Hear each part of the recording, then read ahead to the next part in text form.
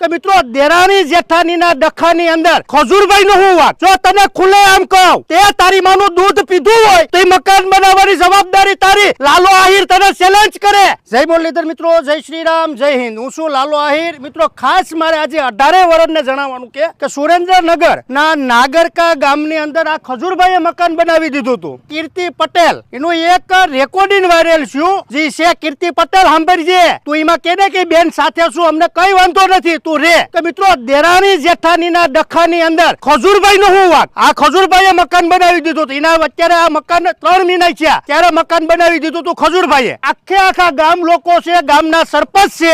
આજે આપણે હવે સરપંચને પૂછીએ। આખું ગામની હાજરી હતી। પંચાયતને આ પ્લોટ ફાળવેમાં કોઈ વિરોધ નથી અને પંચાયત તરફથી ફાળવામાં આવ્યો છે અને ખજૂરભાઈએ ગામમાં વેચાતો પ્લોટ રાખવાનું કીધેલું પણ ગામમાં ન મળેલો। હવે આ બેન દ્વારા અમુક અસામિક તત્વો દ્વારા અને ધમકાવવામાં આવે છે। જે વારંવાર એક વિધવા બેન છે એને પણ ધમકાવીને કાઢી મૂકેલા। અહીંયા બાજુમાં પાયા હોત પડ્યા છે ગળેલા અને એને મકાન થવા નથી દીધેલા। આ બેન દ્વારા બધા પાસે ધમકી અપાવવામાં આવે છે અને આમને ધમકી જ આપેલી છે કે તું આ મકાન ખાલી કરી નાખજે, તારું મકાન પડી જાય છે। ઘણી બધી ગાળો ગલાજ કરેલી છે ને ભાઈ કોઈને બીવાની જરૂર નથી। ધમકીઓ મારવા વાળા ભલે મારે રાખે પણ આ બેન ની સાથે અમે ઉભા છે હો। એટલે જે મનમાં ફાકું હોય એ કાઢી નાખજો ને જેને પણ ફોન કરવો હોય અહીંયા કર્યા રાખજો। હવે અહીંયા જ્યારે મકાન જ્યારે જોવા હું આવ્યો ને તો અહીંયા પ્લોટ આ ગામમાં પછી ખજૂરભાઈ મને કીધું કે પૈસા 5-6 લાખ રૂપિયા ભલે બગડે, ગામમાં ક્યાંક પ્લોટ મળે તો ગામમાં જ એમને રહેવા દેવા છે, બહાર નથી મોકલવા। પણ ગામમાં ક્યાંય પ્લોટનો મેળ ન આવ્યો। અમારે પ્લોટ બહાર છે, અહીંયા તમને પ્લોટ ફાળવી દેવી અમે। ગામના 50-100 જણા આવ્યા, અહીંયા 1.5-2 મહિના કામ હાલ્યું પણ કોઈ અહીં કહેવા નહોતું આવ્યું કે આ પ્લોટ અમારો છે।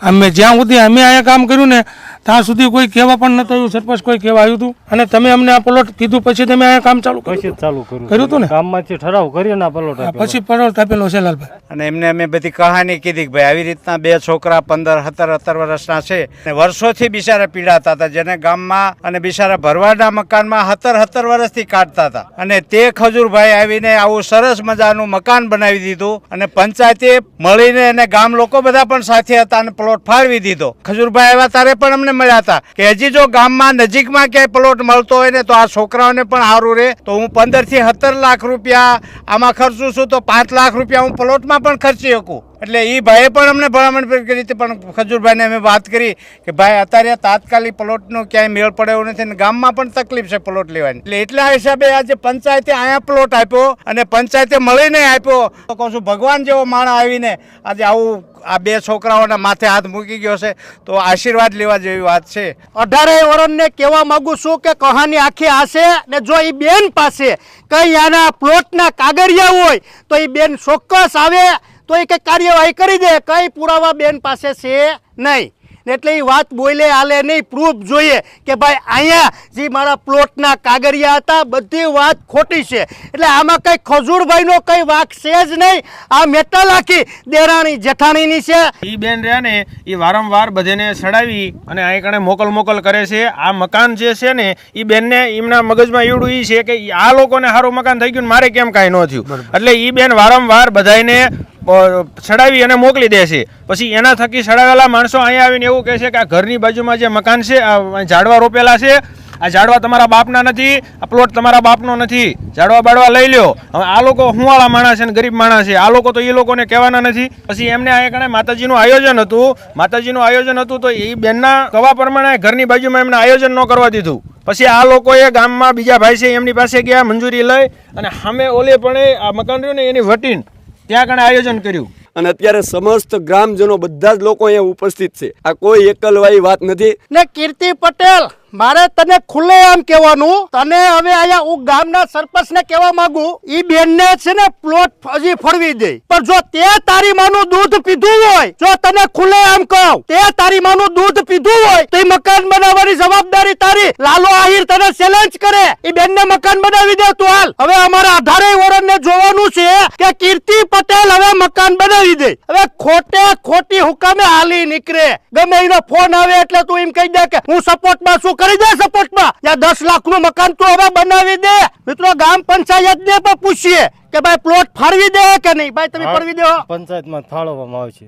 આવશે ને? આવશે. રેડી. આમાં કઈ ખજૂરભાઈ નો વાક જ નથી. ભાઈ દેરાણી જેઠાણીના ઝઘડાની અંદર ખજૂરભાઈ નો કઈ વાક નથી. ને કીર્તિને ફોન કર્યો તો ખુલ્લે એમ કહેવા માંગુ કે કીર્તિ થોડી કઈ ડીએસપી છે. હજી એક વાત કહેવા માંગુ કે ગામ લોકો મેથી એવું જાણવા મળ્યું કે ઈ ભાઈજી છે ઈ અપંગ નથી. દારૂ પીને ગાડી ભટકાઈ ગયા હતા એમાં ઈ લોકો અપંગ થયા છે એવું જાણવા મળ્યું આપણે. એટલે હવે કીર્તિ તોય પણ અમને કઈ વાંધો નથી. તને હજી કહેવા માંગુ છું તો હવે મકાન બનાવી દે હાલ. ને મિત્રો ખજૂરભાઈ ને પ્લોટ તો ફાળવી દીધો તો પણ કીર્તિ હવે ત્યાં તારી માનું ધાવણ જાવ્યું હોય ને તું તો તને ગામ લોકો અત્યારે પ્લોટ ફાળવી દે. તું મકાન બનાવજે હવે. ને મિત્રો ગામના લોકોને પૂછો તમે કીર્તિને પ્લોટ ફાળવી દે હો.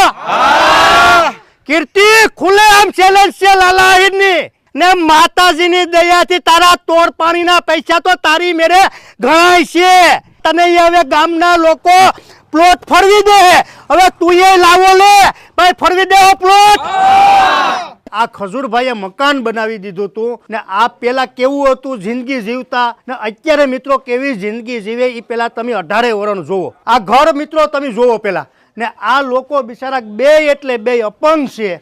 તમે વિચાર તો કરો કે આ ખજૂરભાઈએ આવો આખું મકાન એને બનાવી દીધું ને આમાં અમુક આ હલકીની આ જે કીર્તિ છે મિત્રો તમને બધાને ખબર છે કે ખજૂરભાઈનો કઈ વાક છે જ નહીં. આમાં તારામાં હિંમત હોય તો મેં પહેલા જ કીધું તું કીર્તિ તારામાં હિંમત છે ને તારા કરતા મારામાં છે. સમજાણું? મને બધી વાતે લડતા આવડશે કે આ લોકોની પરિસ્થિતિ જો તું પેલા કેવા હતા ને અત્યારે એની હાલત શું છે. એને બિચારાને અત્યારે શાંતિથી જીવવા તો દે. આ જેટલા ગરીબ લોકો છે એને જીવવા દે તું. તને કીર્તિ મોઢે કહું છું મોઢે મારી સેલેસ હવે તું સ્વીકાર કે હવે તું અહીંયા ઘર બનાવી દે. તને જે વ્યક્તિનો ફોન આવ્યો ને હવે એ વ્યક્તિને તું ઘર બનાવી દે. મિત્રો એટલે હું 18 વર્ષને કહેવા માંગુ છું બીજી કઈ કહાની નથી. જય મુરલીધર મિત્રો. જય શ્રી રામ. જય હિન્દ. સમજાઈને વંદન બાકી અભિનંદન. જય શ્રી રામ.